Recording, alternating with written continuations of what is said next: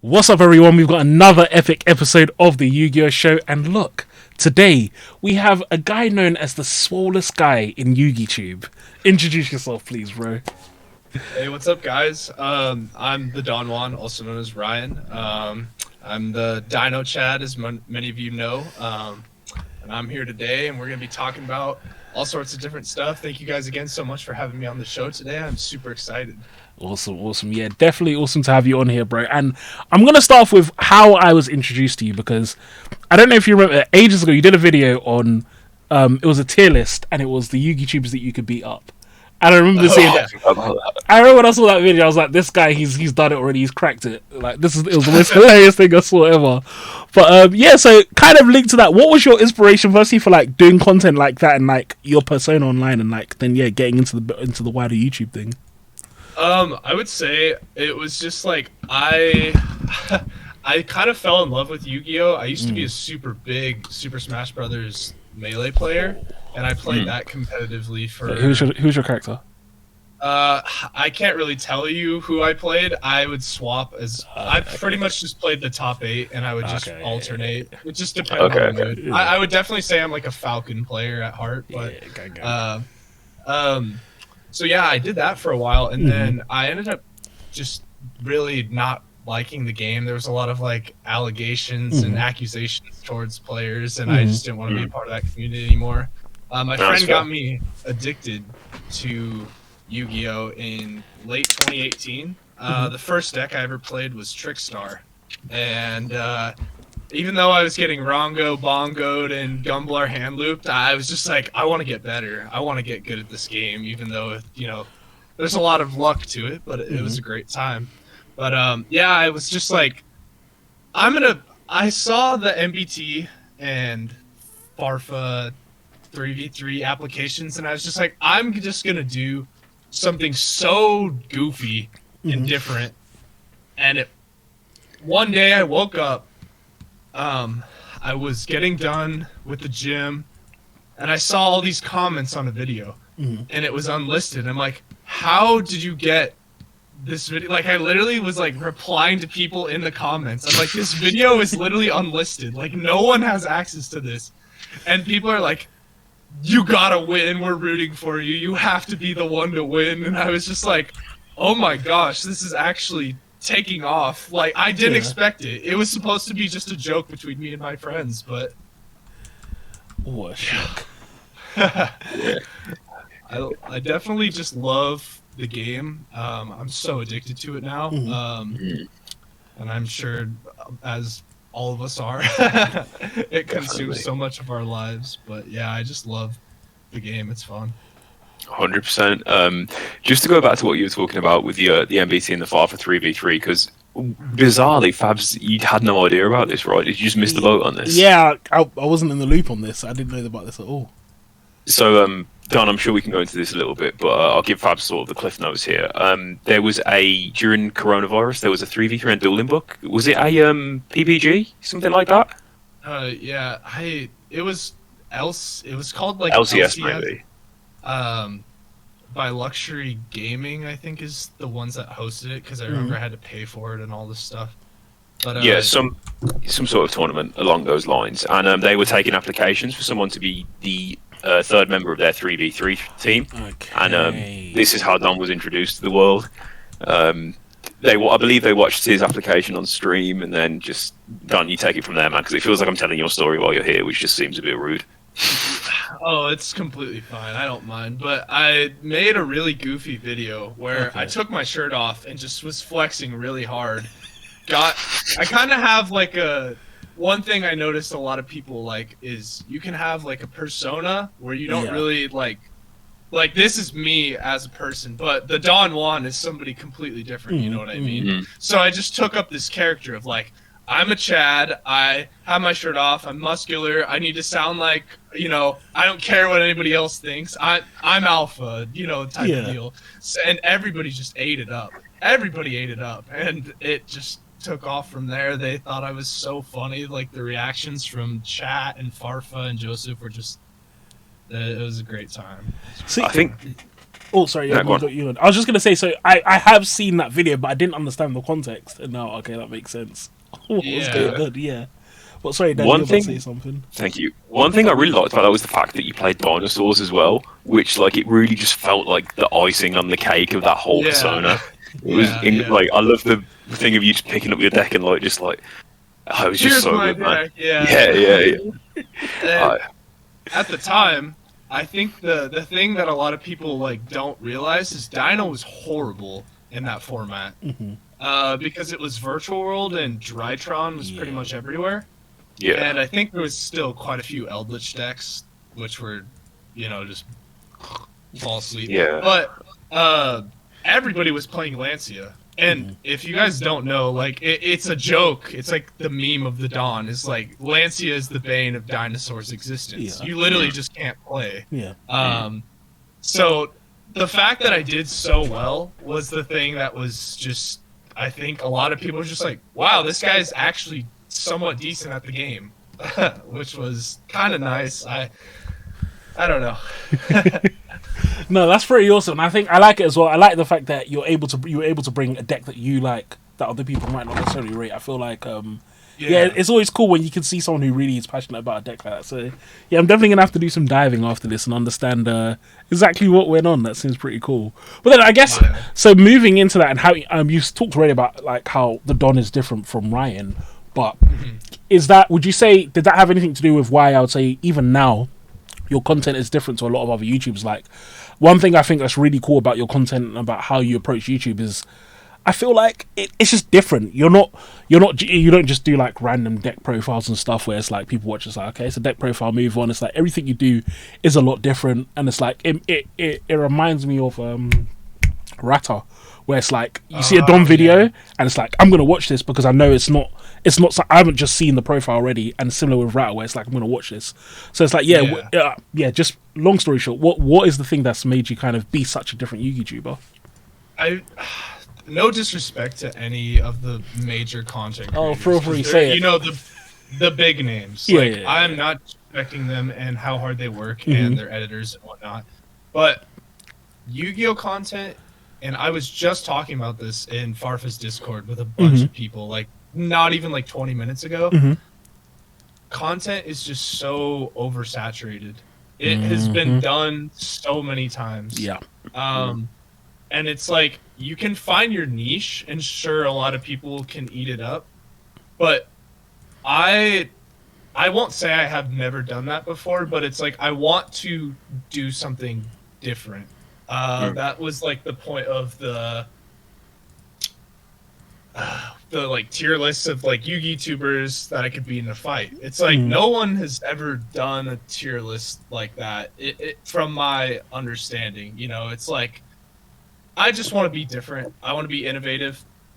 I want to do more high quality content. I have a very nice camera and mic and everything. It's kind of hard. It's hard to do something somebody else hasn't done before. Yeah. Or do it better. Because I feel like that's the thing. Is like there's a lot of like lower people on the like Yu-Gi-Oh YouTube like creator content platform that are just doing stuff that Coder does or Farfo or Joseph, but it's just the quality of it is not as good. So that's why a lot of people aren't going to want to consume that. You know what I mean? 100%. Yeah. And I think it's not even an offensive when you say. I think it's 100% true. Like I think we were just about to go into this before the show, where it's like one of the things that I've had the fortunate. I had the opportunity recently where I've had a couple of big YouTubers give me advice on my channel and really point out things that I think a lot of smaller YouTubers wouldn't know. Like, I didn't know it. I wouldn't have known if someone didn't tell me. And it's exactly what you're saying, where it's like, why would someone ever come to your channel to watch that boring content when they can just go and watch a better version, better edited, with someone they know already on Father's channel or whatever? So, of course, they wouldn't. So, I don't even true. I think it's 100% true. I think, that Yu-Gi-Oh is in a weird stage on YouTube where it's like it feels like Yu-Gi-Oh YouTube is in 2006, and then everyone else is in 2020 doing it. If you look at Call of Duty on YouTube now, it's completely different to what it was years and years ago. So that's a really, really good point. I do think on the flip side of that coin as well, you do have cases where you have channels who are, they have like, really great editing, and you can tell that they have experience in doing the videography, and you watch the videos and you can tell that there's a lot of effort being put in, but sometimes the algorithm just doesn't pick them up. I mean, we've spoken to creators like this, like shout out to Shahhead, one of the British creators. He's on the up and come at the moment, but I remember watching his channel and thinking like, how has this guy only got like 200 or whatever subscribers at the time? Like, this is insane level editing, everything like that. So I feel like one of the questions that I have for you, Don, is how do you think stuff like that impacts your mental health when it comes to like the algorithm and sort of getting around to uploading and, you know, that all that stuff? Yeah, so I will say I want to formally apologize to anybody that is watching this that I am not a good content creator. I could be a much better content creator. I would say with editing and the algorithm and whatnot, it is like disheartening to see like, you know, I put in all this work into a video and it's like it's not performing well. But I want to take that and I'm going to go off on a little bit of a tangent. But if you aren't doing well as a content creator, you don't need to blame anybody else but yourself. You need to be like, okay, let's look at the statistics. Where did people click off? Is my thumbnail good enough? You know, is the title good enough? Like, am I giving the people what they want? Am I staying on topic? Am I branching off to God knows what? You know, it's like, I want the viewer to get what they clicked for. You know, I want that. What did I do to get them to, like, click on the video? And I feel like it's tough because you know, I'll admit it. There's a lot of videos that I've made, probably close to 20, that I never released or even published just because I didn't think it was good enough. I'm like, I could have done more work on this, or this is subpar work for myself. It's just, it's kind of hard, and I bet you as, like, up-and-coming content creators, it is really hard on your mental health. It's really hard to like want to continue to do something when you're not really seeing results. But it's just like, I'm gonna keep going on this tangent. It's just like working. It's just like working out. Yeah. Like, you're not gonna get shredded or jacked or get your goal off of 1 week of work. It just doesn't work like that. You have to put in the time, and you have to put in the reps, and you have to keep progressing. Yeah, 100. And I don't think you're even being. Yeah, again, it's like I think that mentality is so good because it's not even in a horrible way, but it's like if your video doesn't get clicked on, it's like you said, it's probably because it just wasn't good enough. That's simple as, like, you have to remember, like, when I go to YouTube, the thing that annoys me the most is when I click on a video, my question doesn't get answered quickly. That really gets my nerves. You click on a video and then it's like there's like a 30-second intro, then there's another 1 minute of waffling, then there's an ad, and then it's like by the time you've watched a video for 4 minutes you haven't heard the answer. Like, that pisses me off. And so it's like it's the same for if you're a YouTuber and you're trying to do that stuff for your fans. It's like that should be the same. And I think that so Shahhead that you mentioned, for example, I mean, he is getting picked up, right? I mean, I don't know about you guys, but I see him recommended all the time because his videos are good, because I'm sure he's applying those things as well. So I think as well, genuinely, like, sounds horrible, but like I say it to myself all the time that it's like, if my videos aren't getting picked up, it's because my videos aren't good enough. Just have to accept it. There's a reason why people are at the top and people aren't, right? Yeah. Yeah. It's kind of like what I was saying earlier. It's like people want the high quality stuff. It's like 100%. You know, it's like, I'll give you an example. Joseph puts out those like deck profiles, or he goes and plays on EDO Pro of like a popular deck, right? And then there's other content creators that show the combo and the plays through on like DB with just them talking, and there's no cuts, there's no editing magic. It doesn't get right to the point. It doesn't flow well. It's like when I can watch Joseph play a deck on EDO Pro that takes the 10-minute testing. That's what it is. It takes 10 minutes.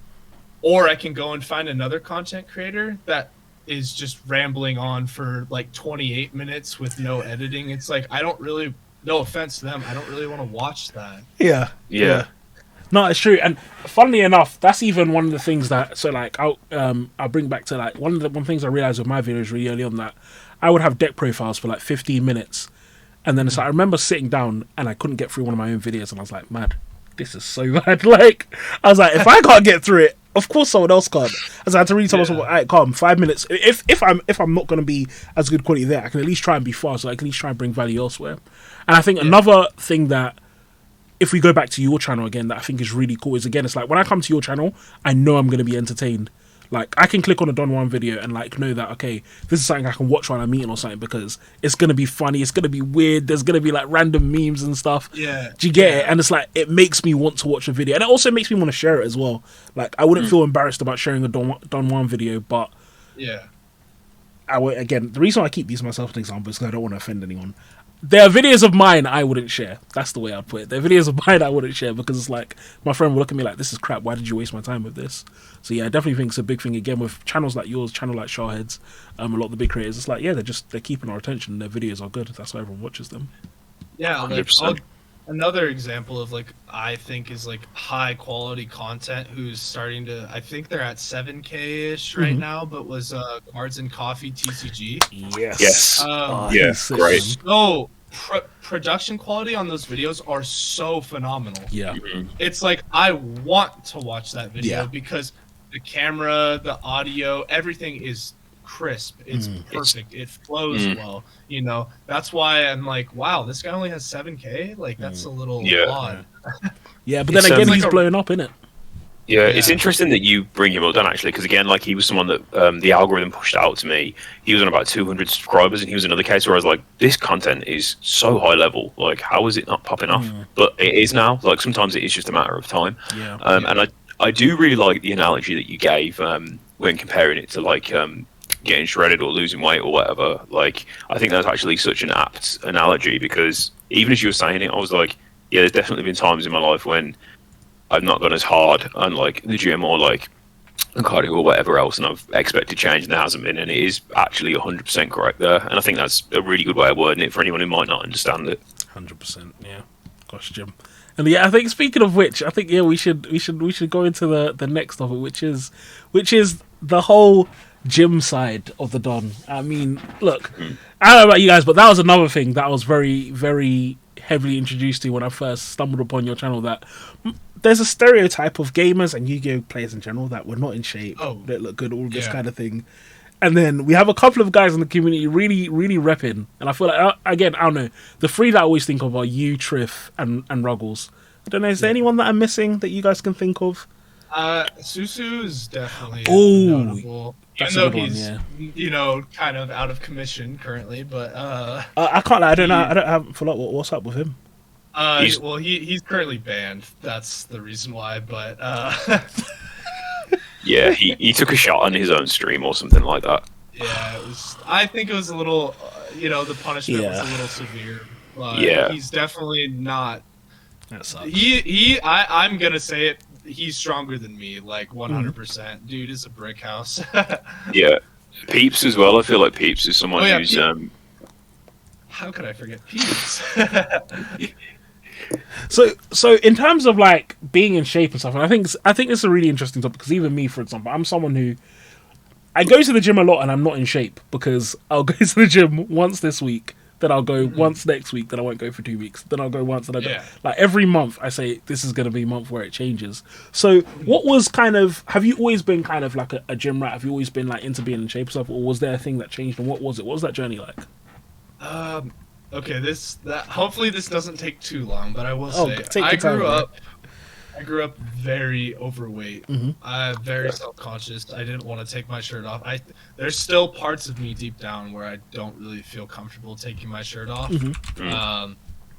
in public and whatnot, because it's like, you have this anxiety of I don't like the way my body looks, and it kind of like it's the one I will say out of like all my insecurities, it's always just been about like how I look, which has really bothered me. But yeah, as I was saying, grew up my whole life very big. Like I'm also very tall, if you guys didn't know that. I'm 6'6". I'm currently like 240 pounds right now.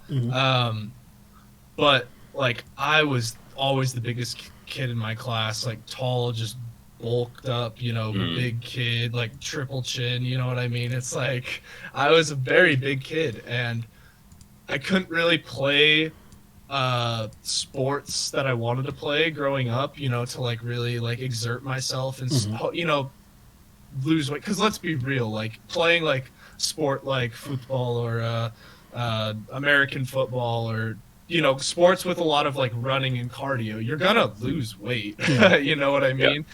I couldn't do that because I was moved up to play with the kids that were like 2 grades older than me, that were ruthless in comparison. I was a little baby, so I couldn't really do that until middle school, and that was where I was just like, I'm gonna work out, and I can progressively notice like changes. Like I'm like, oh my gosh, I'm losing weight.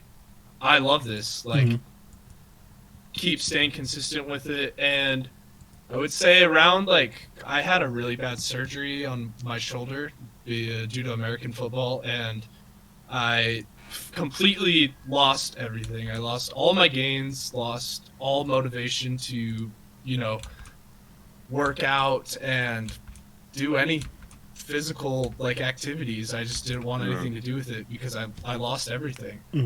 And it wasn't until I would say the pandemic, actually, like late 2019, early 2020, was where I was just like, we can't do anything right now. All the businesses were shutting down and stuff, and I was like, why don't I just work out? I have so much free time. That's what I did. I just fell in love with it again. I was like, I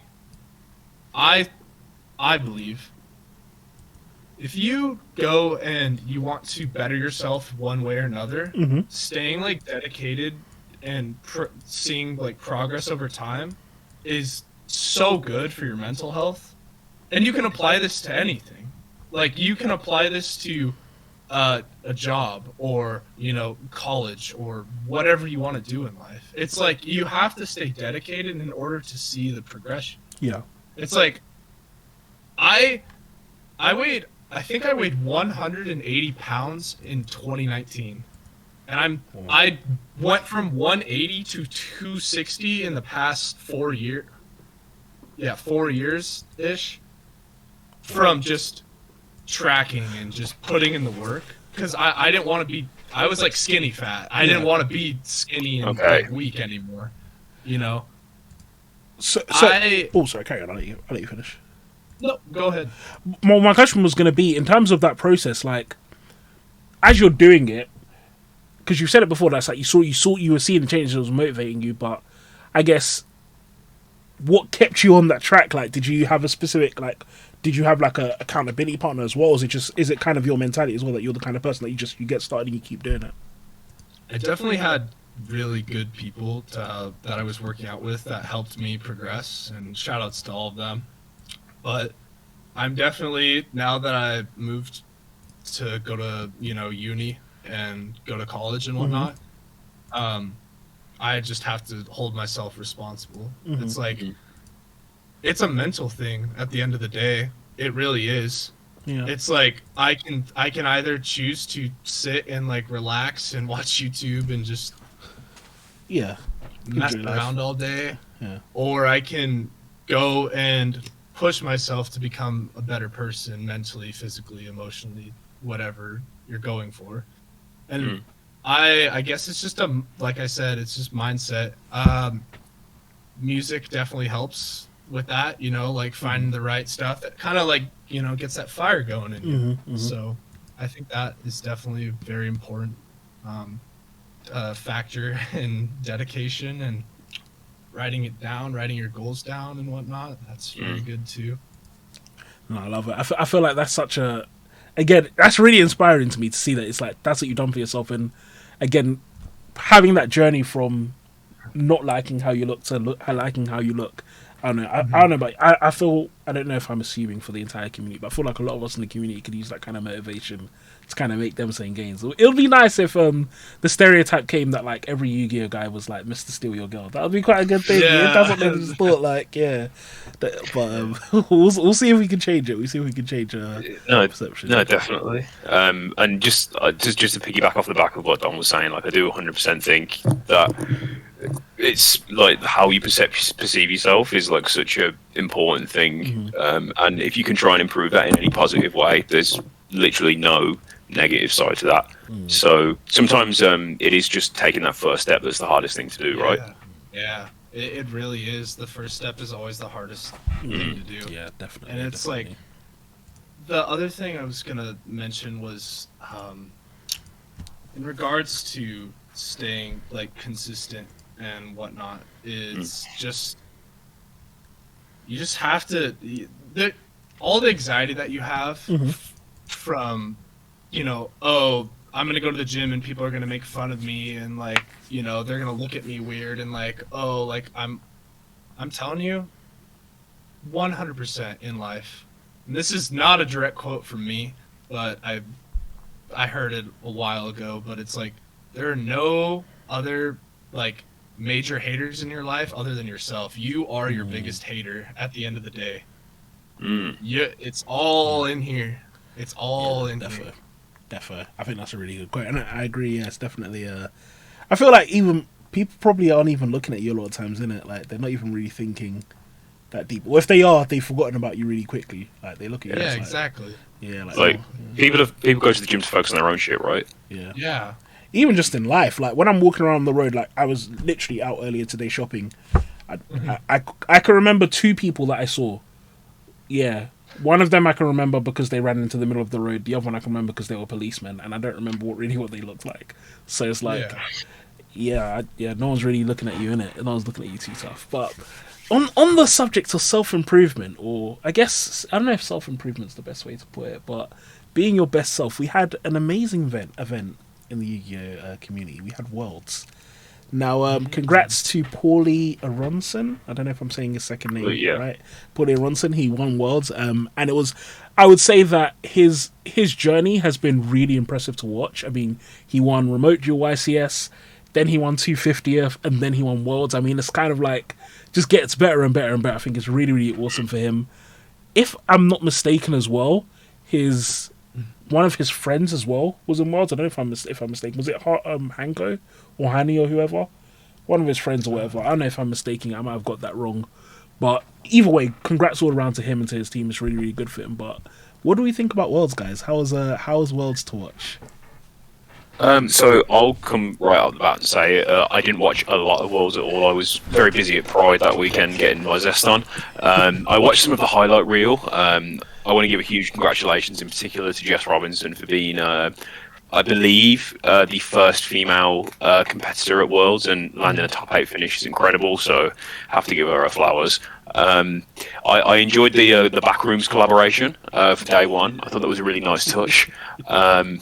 I really don't have a lot to say, to be honest. Dragon Link winning was a nice surprise. Not as much representation for Sky Striker, which I thought would have been one of the best decks. I really don't have a lot to say other than just, like, to be honest, a lot of negative stuff, so I'll let Dante off. Well, one thing I will say Worlds was, I would say the finals was a great watch. The finals was great. Shout out to Europe and NA for this spectacular performance in Master Duel. Even if Ryan Yu got sacked every single game, it was wonderful to watch. Jesse Cotton activating Snow, I think 5 times in one of the games, and then attacking with it for a game. I had I'm getting the chills right now just thinking about it. Like, it was so awesome. So awesome to watch. 100%. I think I actually enjoyed the Master Duel content that I watched more than the TCG. And not to cut you off there, Don, but I do think actually having like a couple of content creators winning Worlds for Master Duel in Joshua Schmidt and Quantal Think. I'm not sure if Emery's a creator or not. If you are, my apologies. But I just thought that was like an incredible signed for the community, if nothing else. Obviously, Josh Smith's an incredible player in his own right, and huge shout out to Jesse Cotton and his team for making second as well. I don't know who at Konami has this vengeance against Jesse, but yeah, the pictures they keep putting up for him, it's not working, is it? Yeah. I feel for my man, I really do, but he's probably the greatest Yu-Gi-Oh player of all time, so I'm sure it doesn't hurt too much. Yeah, like I feel like at some point we're gonna have to really like have that discussion of who is who the GOAT is, but Jesse is definitely in the conversation. Yeah, he's an insane player, and Joshua Schmidt as well. Like, look, I don't play Master Duel personally. I don't have much interest in it, but I do think that watching both of them play Master Duel makes it interesting, because these guys play at levels that's so crazy. Whose stream was it that I was watching? I don't know. We were watching Joshua Schmidt's game. I watched it on someone's stream, and it was insane. Like, he was doing mad plays. Like, there was a point where he didn't want his opponent to get Zeus, so he it was a mistake. Basically, he had put Mole Cricket. He had summoned Mole Cricket by accident, so actually zone Mole Cricket. Now his opponent can't attack because Zeus. It was mad. I was like, oh my days! Like, how does this guy even think of this stuff? And just watching them play, it's crazy. Like, they're really insane players.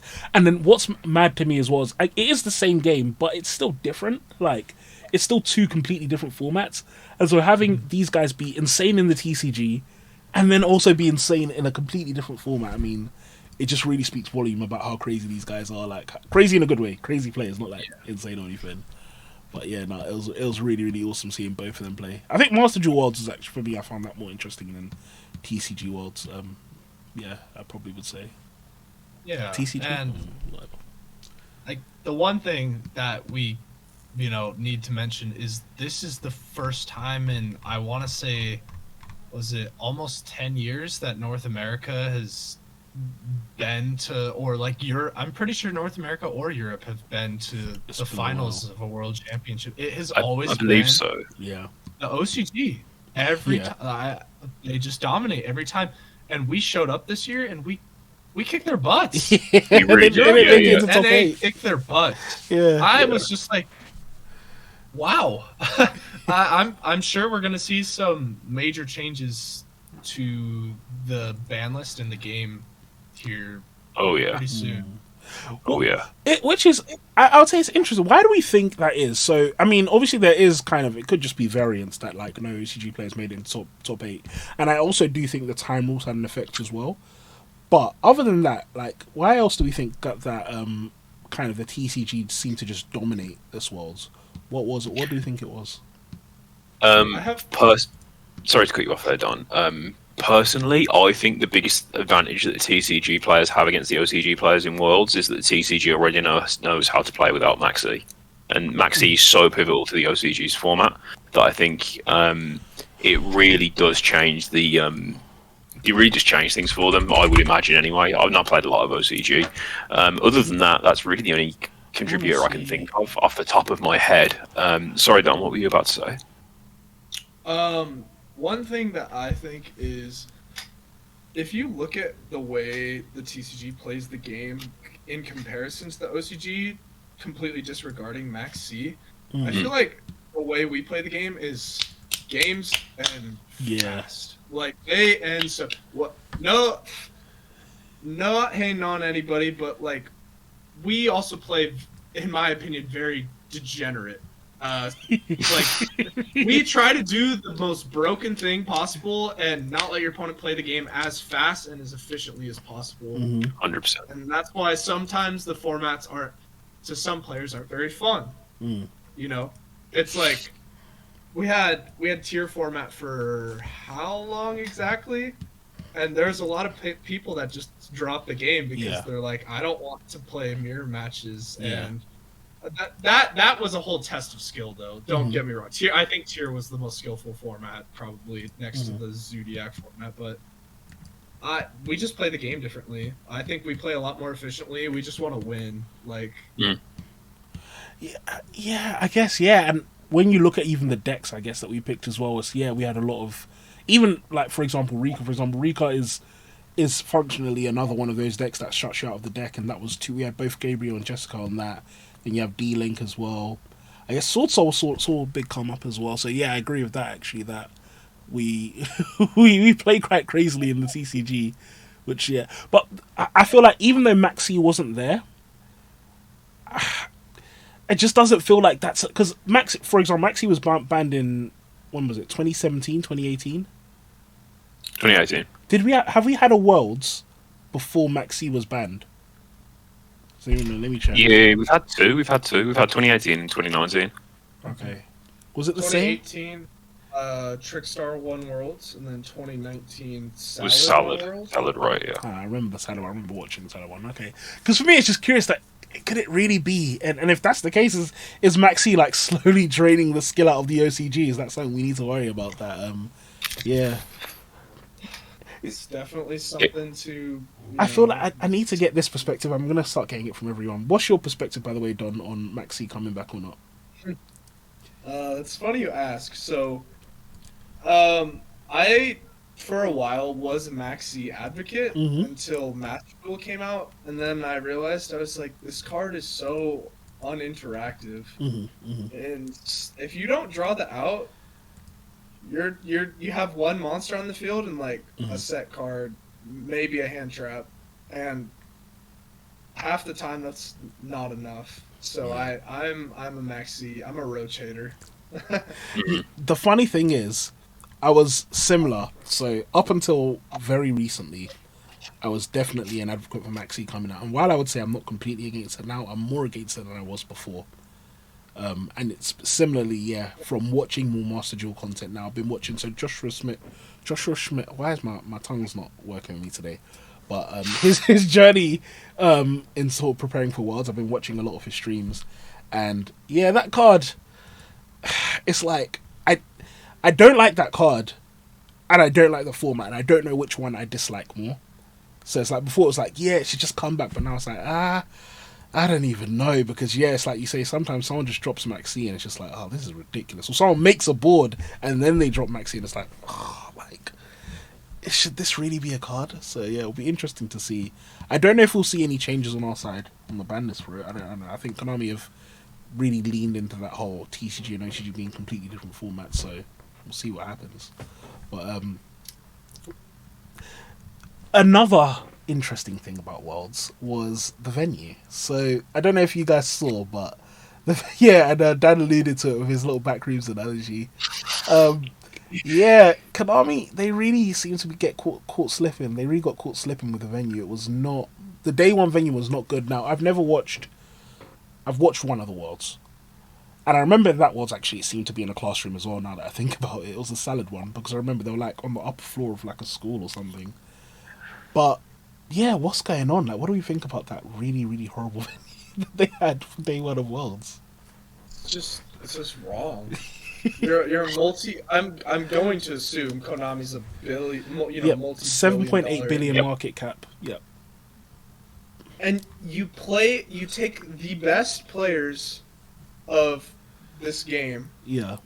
And you throw them into looked like an office space with plastic fold-up tables like the one I have here, and give them, was it paper? Or fold-up mats? Yeah. Unacceptable. Have you seen how, the other big... look at EVO that just happened this weekend as well. Yeah. Oh my gosh, the venue's beautiful. Mm-hmm. You look at, Worlds for League of Legends. It's insane. Yeah. Pokemon as well. Yeah, and the players for Yu-Gi-Oh! I could go on a huge tangent about how Konami treats the player base, but I'm not going to. I'll hold myself back. I feel like that's a wise move in the grand scheme of things. But yeah, I echo those sentiments entirely. What the fuck was that? It was a shame. If I'm being completely honest, it disheartened me as a player. Yeah. Why don't you lean more into that, Dan? Why does it dishearten you? I wanna, yeah. So we've been lucky, specifically enough, and I imagine Don, you've been in the same position. We've been lucky enough to talk to some of the best players in this game, and being able to listen to them talk with the passion that they have for it, and get into the minds of how they work. It shows how much they care, how much of their time they dedicate to this, and the real going back to what Don was saying earlier about putting the hours in to get good at something, like they've really sacrificed a lot to get to the position where they are essentially the cream of the crop. And you go to Japan, like you're in the biggest tournament of your life, and you go there and it's set up worse than your locals. What is that? Yeah. And don't get me wrong, I'm someone who I would describe myself as a minimalist. Like I believe that you should judge people not by how they like how you know what they were, or how they present themselves. You should judge them by their character, and I take the same in that for like buildings and things like that. But come the fuck on, man! Like you have millions of dollars, and this is what you're doing. Like what is going on? Like the final was very nice. It was very cool. But you compare it to Pokemon, you compare it to League of Legends, you compare it to my friend's been to Dota events. I believe he's been to the World Championships with that. And again, he said that was incredible. It's just even looking back from previous years of Worlds, like 2019, they had a huge live stream. They had the Yugi and Kaiba voice acting match. They had Dan Green announcing the results. I just didn't really see anything like that. Yeah, they had like the flautists and stuff like that, but it just makes me think, like, am I really putting in this effort to try and just actually become the best player? And the plateau is like someone's mom's basement. Yeah. Yeah. I'll let you go first, Don. Yeah. It's like Yu-Gi-Oh players are like rewards of becoming a professional player. It's like slim to none. It's slim to none. Is it even worth it in the grand scheme? Like, I want to know, did Konami pay for all the duelists' like flights? Did they pay for a significant proportion of them? They did. Because obviously, if you're first, so for all the winners, they got free transport and free accommodation for all the winners. Yeah. So, for example, yeah. So like, but yeah, I agree. For a lot of people, for probably like half of them, they wouldn't have got it, if I'm not mistaken. But like, let's look at YCSs and even regional tops. Yeah. Right? You get a mat and a deck box, and your invite. Yeah. And it's like, sure, you get a prize card at YCSs, but the prize card's not even worth anything. It's not half the time. Yeah, that one I can co-sign. Just so a friend of mine recently got a prize card at 2 events, and it's not been an easy process for him to sell them. It's not like you would think they're worth loads of money, but they're not worth as much as you think. And the people who are interested in them, a lot of them have them already because there's duplicates. So yeah. Yeah, I think I wouldn't even say now. I think was it Jesse? I think Jesse Cotton actually said it, that there's not really even such a thing as a professional Yu-Gi-Oh player at the moment. Like you can't survive off Yu-Gi-Oh, unfortunately, because it's just not how Konami set up the game. And I've always heard the justification from Konami that it's because, well, I say I've heard it from Konami. I've heard it from people that this is what Konami have said. Maybe it isn't what they said, but that Konami wants the game to be appealing to the younger audience, and that's why they're not putting more money in the game. I believe that's because that was specifically Kazuki Takahashi's wish for the game. That was why he initially didn't put monetary prize in when the game first started. Yeah, I believe it is anyway. Yeah, which I don't know, I understand, but it seems like a shitty reason. I can't lie. To add on to that, it's like, even though if they're trying to cater towards children, the game should be simple then. Yes, I agree. Right? I agree. But this is like arguably the most complicated TCG I've personally played. Yeah, I agree. 100%. So if the game is so complicated, why would it be catered towards children? And half the time when a child sees Yu-Gi-Oh! And wants to go and play it, we have the Jesse Cotton stream incident where he's getting firewall FTK'd. The logic there is just gone. Yeah. I don't. It don't make no sense at all. Yeah. Yeah, and also they have Dragon Duels, so it's not like even if you are a kid and you want to get invested and you don't want to get violated like that, there's even like a set Yu-Gi-Oh area where you can get all of that. So yeah, I don't know why the greater TCG has to kind of be punished for that. It is really a shame. From my perspective, I can't lie. It just seems like I said this a while ago. tournaments are really just a very, very smart vehicle for Konami to get you to buy packs. If you even look in the policy document, it says you're not buying entry to a tournament. It says that you buy 5 packs, and then you get free entry to a tournament. So you're actually buying packs, and that for me seems to be the reason why Konami isn't going to do monetary pricing, because it's like they've already got what they want. Why would they? It doesn't make sense. There's no incentive, and unfortunately as well, I think the complexity. One of the nice things about League is that, and I've said this before as well, is that League spent a lot of time educating its audience, and so there are people who watch League esports and don't play League, because it's actually quite easy to understand now. They've just so many tools. They've got their own like sports center and stuff. Yu-Gi-Oh doesn't have anything like that, which means if I want to understand Yu-Gi-Oh, I have to be into Yu-Gi-Oh. Which means that if I'm just, that limits their potential audience. So if I'm someone who wants to come into Yu-Gi-Oh and just watch it and be a fan, it's like I have to already be into Yu-Gi-Oh, which means I'm probably already a competitive player. And if I'm already a competitive player, why am I playing in the first place? And so as such, again, there's just not an incentive for them to make that big spectacle, because like, who's watching? Everyone who's interested in Yu-Gi-Oh is already here playing. So, and the only thing I was going to say is that does feed back into what you were saying, Dan, that maybe for some of these players it's like they don't care, right? That it's just for them, it's just that love of competition. Maybe, I don't know. It's a guess. I don't know. I'm not a pro player, so I wouldn't. Maybe that's a question that we can ask like someone who's been to Worlds. That is like, yeah, no, that has to be a factor in it, 100%. Like that sort of like self-drive, but at the same time, there must be a level of like, I want more. I deserve more than this. Maybe, maybe. No, it's true. You do, you put in the work. Like, I agree. Like you said, it's like actually after you've put all that work in, dominated tournaments and stuff, and then you turn up to some classroom, it's not. You've done hard work on the world for, my ad. Yeah, it's not the best, but is what it is. We'll see what happens. Maybe we'll never know, guys. Maybe next year. Worlds will be absolutely spectacular. But yeah, publicity is probably nice, right? But is it worth sacrificing so much just to, you want a Nintendo Switch and your invite? Or gosh. Yeah. And the amount of people who I've seen win Switches and just try and sell them, and like a lot of these Switches, they just end up in second-hand game shops. Yeah. There you go. Yeah, definitely. Yeah. But on a more positive note, because I do think this begs the question: what keeps you guys playing Yu-Gi-Oh? Do you think? Because we've just taken a huge shit on like the game itself, that's essentially, and I'd kind of like to see the other side of the coin. Like, what is it, do you think, that keeps you playing the game? Don, why don't you lay it on for us first?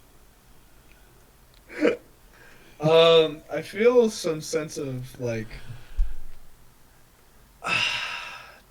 I feel entitled to play this game because I've put so much effort into it. Not actually, excuse me. I've put a lot of effort into it. I'm not as competitive as I'd like to be. I've only been to 2 regionals in my entire career. I haven't been to a YCS yet, and that's mostly just because of school. But it's like, I own so many cards. So many expensive cards. And it's like, I've owned so many deck cores. I've put so much into, trying to make my own deck better, and like I want to, be innovative and come up with new things. It's just, I don't know, it's just an addiction. It's a very, I wouldn't say it's like a toxic like relationship with the game, but I do think I have a I'm addicted to it. I love playing it. It's fun. It's like I don't know. I like that way of looking at it though, because I wouldn't even say it's a bad thing, and I'd say I agree with you. Like in terms of it's the same for me. It's like it is to an extent that it's a sunk cost kind of thing where I've invested a lot into it, and I'm kind of addicted to it, so that pulls me into it. And then also Rescue Ace being the most interesting and fun deck in the world. That obviously makes me play it as well. But I can't really say it better than how you said it, Don. I definitely think it is interesting to hear about it from that perspective, because it isn't one that I personally thought of, but I do agree with you. Like, and I do think that is a fair reason for continuing playing the game. Yeah, I guess another thing is the social aspect as well. Actually, I was talking to this about one of our friends, one of our friends in Birmingham. I was chatting to him about, and he was saying how he's really. well, yeah, he was saying how one of the things that's even keeping him in the city right now is Yu-Gi-Oh. Like, and he was like, he has a routine, he has his friends, like, and it's like it's all centered around Yu-Gi-Oh. And if he didn't have Yu-Gi-Oh, he wouldn't have that stuff, and so it's kind of like making him slower to look for a place elsewhere and such. And I think, yeah, that's it as well. Like, I do really enjoy going to locals sometimes and like just not even playing Yu-Gi-Oh, like just chatting and messing around with my friends. Shooting the shit. We went to Belgium. I don't know what event it was, but we went to Belgium for an event last year, and that was one of the funnest holidays I ever had. Like, the worst part of the entire thing was the event. The event was not fun. It was terrible. But we had a good time just chatting, hanging out. We had like drinks the night before the event and the night after the event. Like, we went and explored Belgium, and that was so fun. And I wouldn't know any of these guys if it wasn't for Yu-Gi-Oh! So I'd say that as well. Definitely. Yeah.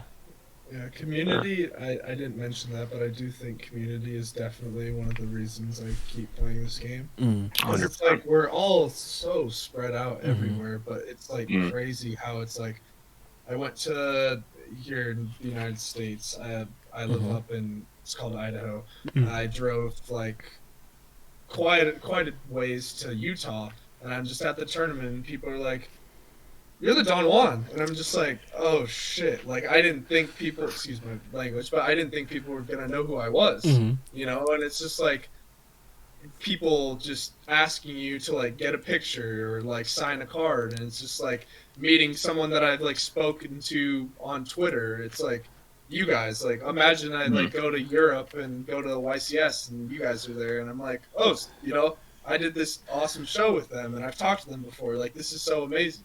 It's crazy how it brings us all together. 100%. Yeah, well, that definitely I love that. awesome.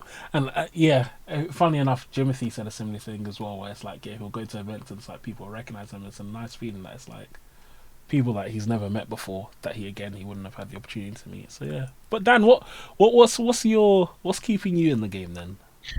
So, to be honest, like, one of the biggest things that's keeping me in the game at the moment, right now, is being part of the content creation side of things.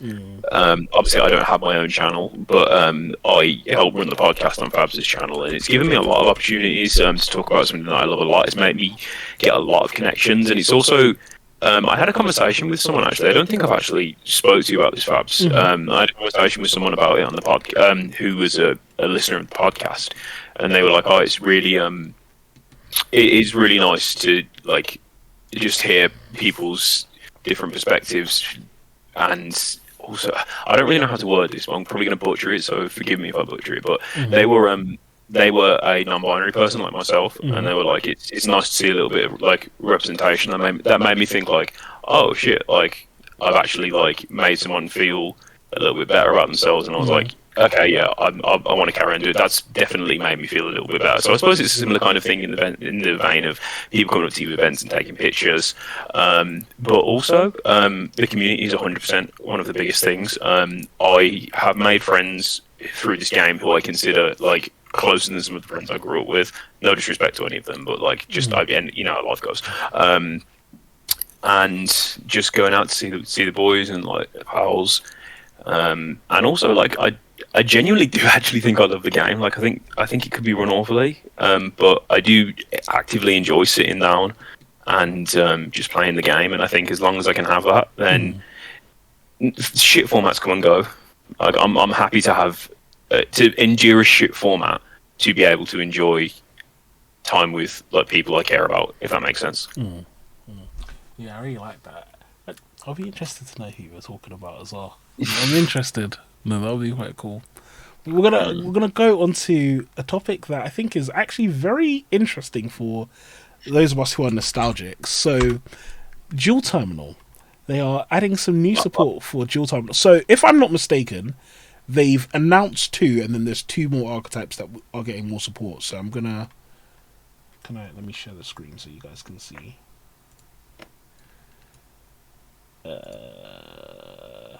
Here we go. Right, so can you guys see my screen? Yes, you can. Yeah. No, you can't. It says "Am I the Asshole," which is what we're talking about after this. But here is Oh. Dual Terminal. So yeah, Terminal World, and so yeah, like I said, there's 4 existing themes. The 2 that they've announced so far are Ice Barrier and Infernoid. Guys, what do you think about this? This is pretty awesome that Dual Terminal is getting some support back. I'm extremely excited for one. Yeah. But I will say, I really hope Konami do not drop the ball on this. 100%. We've seen them give support to old themes in the past, and it did relatively nothing. Yeah. Let's look at the Inzector support. I have not seen that deck played once. Yeah. But maybe I'm wrong. Maybe it's insane. I'm going to legitimately just hope for the best that we get some good support. But I'm very excited. Yeah. The thing is, in my heart, I feel like it's so hard for them to like mess this up. It's like it's Dual Terminal. Like we all love Dual Terminal. We all love the archetypes, and a lot of the archetypes have really good cores. Like Infinite, I won't say it about Ice Barrier. I think like Ice Barrier is like the one Dual Terminal archetype that is beyond yeah, that's terrible. But Inferno, for example, is like 1 or 2 cards away from being an insane deck. And then there's other archetypes as well in Dual Terminal. I don't think they're gonna do like, because Shadows is like the second part of it, right? So I don't think they're gonna do like Shadows. I'd be surprised if they get support. But I don't know. I think Clifford's is part of Dual Terminal as well, if I'm not mistaken.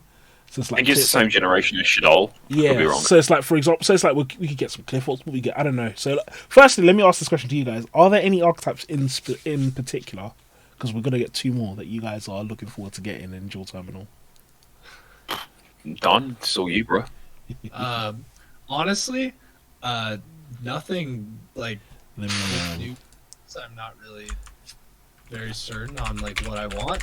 I saw Infernoid. I am a huge Infernoid enjoyer. I literally have my ultis literally just sitting out. Let's go. Because I saw it yesterday. And it's like, well, I gotta get them all together again. So I'm just hoping for some good Infernoid cards, please. Yeah. Come on me. I'm begging. So I'm actually gonna quickly get a list of Dual Terminal archetypes up as well. I feel like this will be I was helpful. going to say, 'cause there's not really a Dual Terminal of the first wave archetype that I really have a lot of like love for. Like, I've never really played any of them. Infernoids are a great deck. Like I enjoy watching people play that. So I guess like without seeing any of the other archetypes that are in there, I think Inferno is probably the one that I'm most excited for. Naturia support could be cool if it's not incredibly broken, because that just makes the game horrible. Because the Naturia cards are like. So Naturia is not a deck I would want to get. Naturia is one of those decks that I feel like it can never be good. Every time it's good, it's always Laval, actually. Laval, I'd like to see Laval get some Laval support. would be cool. Yeah, that'd be nice. Yeah, it seems as though Google's even unsure what a Dual Terminal archetype is. I'm really struggling to find a list of Dual Terminal archetypes. Jirak is a Dual Terminal? Yes, Jirak is, yeah. We should have had Nash on. We should have had Nash on talking about this. It's incredible that we actually had the episode with Nash, and then it was like 2 days later they announced this. The Dual Terminal King. But he literally is the DT King. Yeah. He's I saw on his Twitter, sorry to go on a little bit of a tangent, he's like got a subscribe account. I can't think what the word is. But like when he hits a certain milestone, he'll play a certain deck at the YCS, and the top one is Malice Vorus. So subscribe to Darth Nash because I want to see that video. Oh my gosh. Oh my gosh, yeah. That would be quite interesting to see.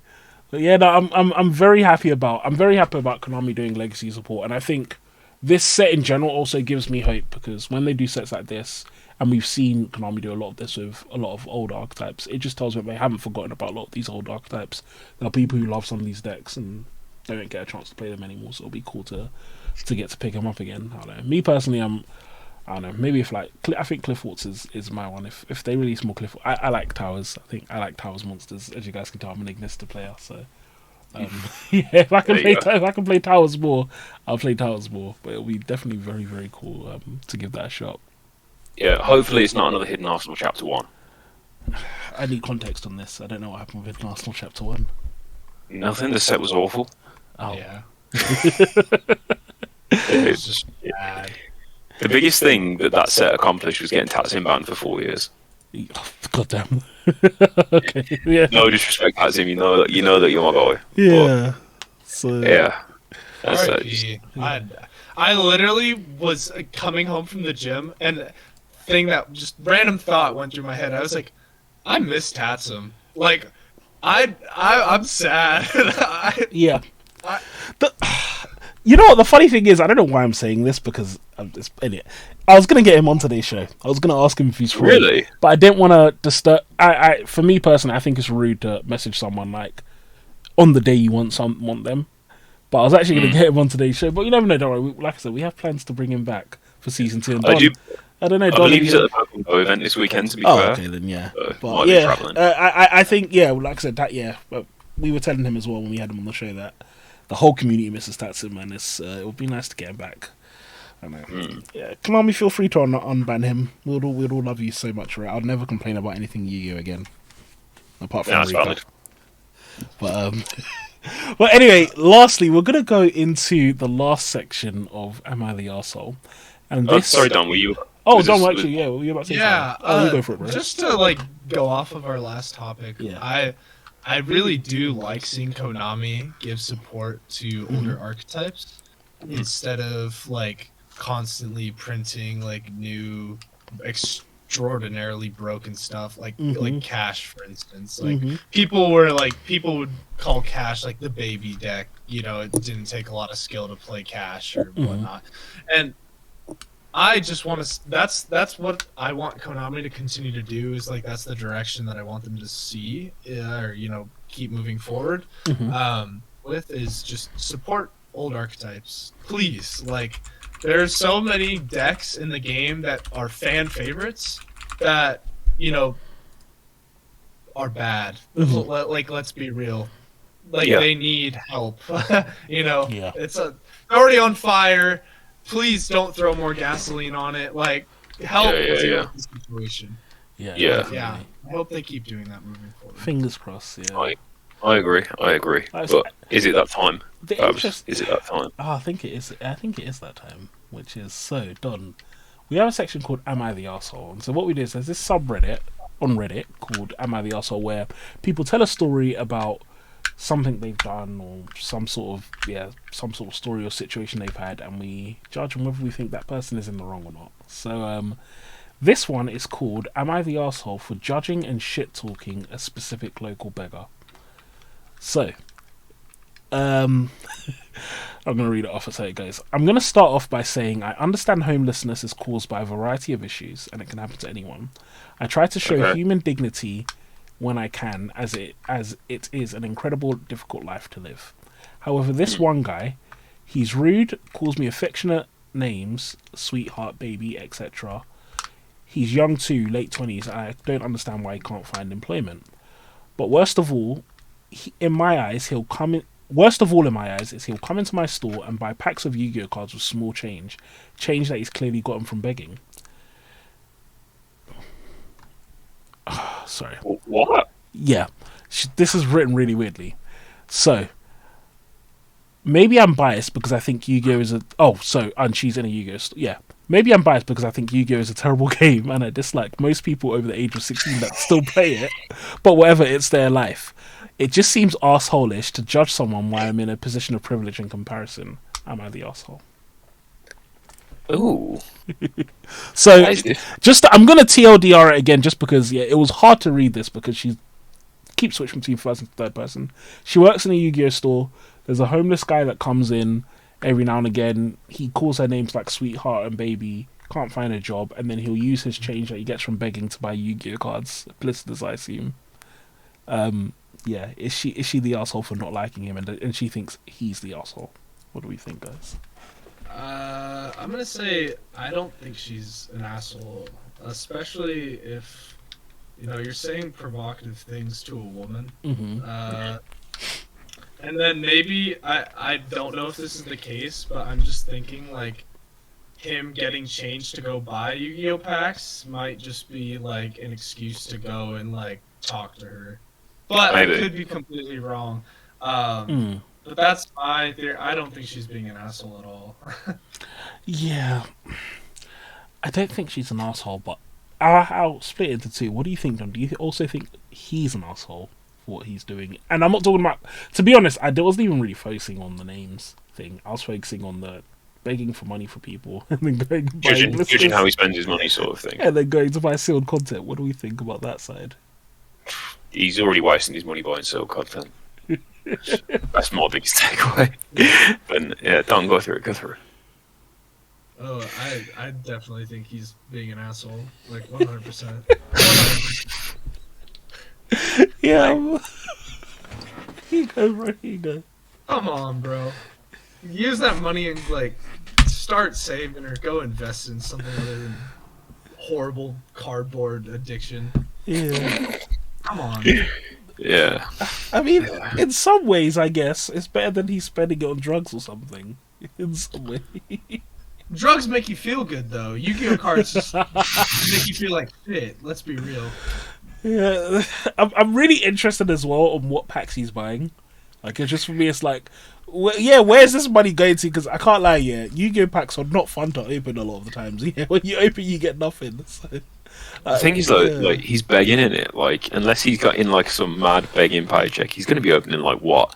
Legendary Duelist 9, like the packs that no one wants. Like, there's no value in there. Yeah, like 1 to 2 of them a week. It's quite shocking. Yeah, I'm also surprised, to be honest, that they're even letting him in to do that. Like, I don't know. I feel like at a certain point you turn it after it happens. The first time it's like, okay, maybe it's just a really not looking guy, like really bad hygiene guy coming into our store. But after like the second time, you know, this is like the local homeless guy. I feel like you just turn him away. You go like, sorry, mate, no.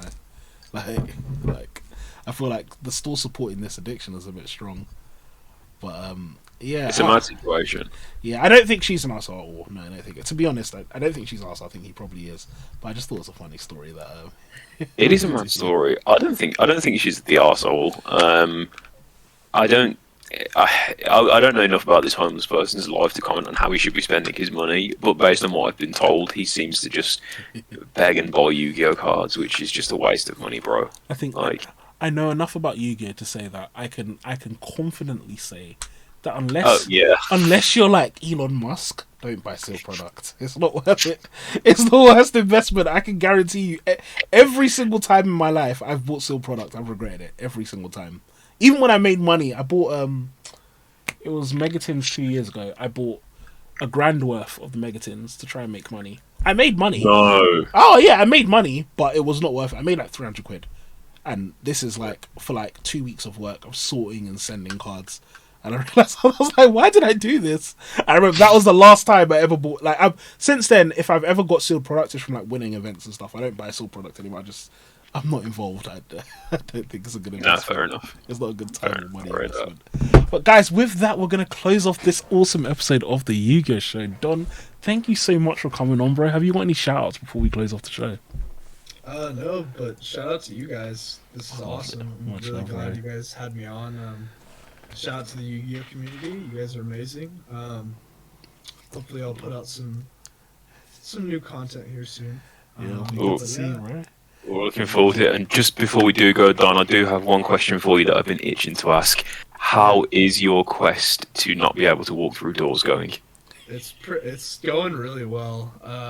My wings are definitely massive. I would probably say give me another like 2 years and I should be cherry. But yeah, loving it. I'm a pretty wide guy right now. Loving it. Thank you, Don. This has been an absolute blast. Yeah, definitely lovely, man. Thank you. We'll talk to you guys all soon. Peace.